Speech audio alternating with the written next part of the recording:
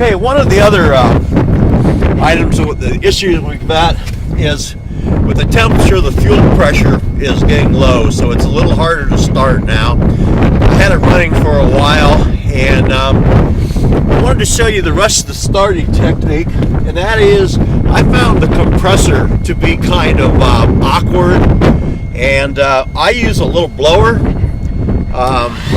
that would be used to blow up a mattress, which seems to be about the right amount of air volume to start the motor.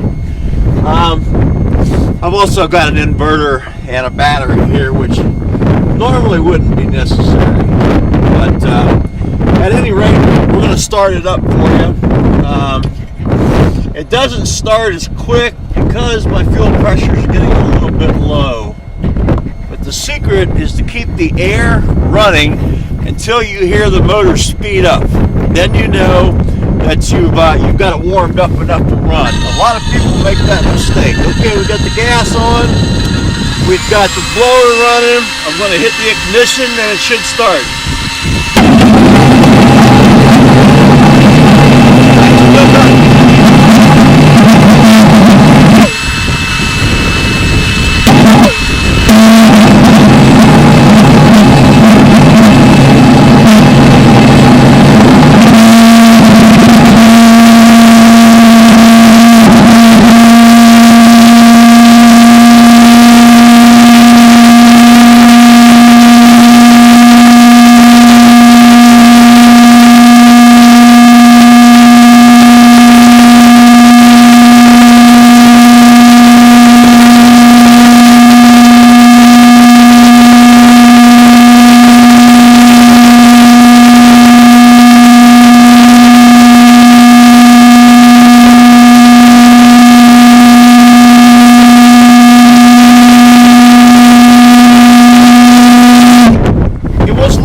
Start because the fuel pressure has got to be up there, and it's pretty close to freezing out here.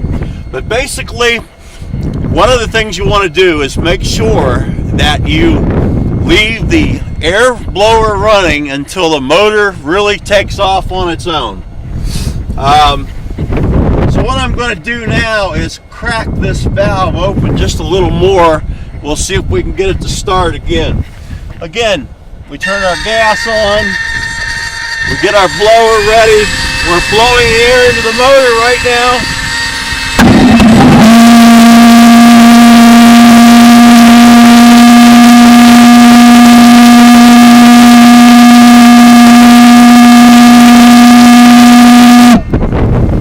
Again, all we're going to do is we're going to open the fuel, we're going to run the blower. Now I increased the fuel pressure through the valve here to try to get us a little bit more pressure. But basically, that's what we're doing here. So, at any rate, I'll demonstrate it again for you. Fuel on, blower running, hold it over the intake.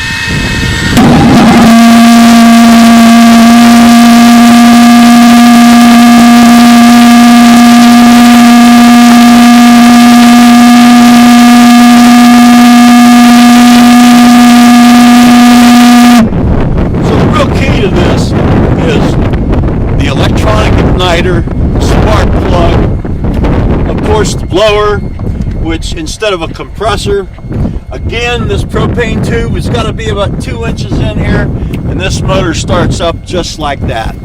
So for those of you that are having problems, the fuel injector, propane injector, is very critical, and that's most everybody's problem. This is the focused wave engine built by Beck Technologies, and it's a copy of a little Chinese pulse jet.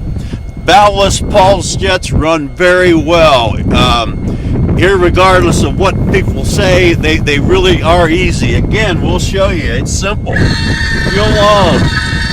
Blower on.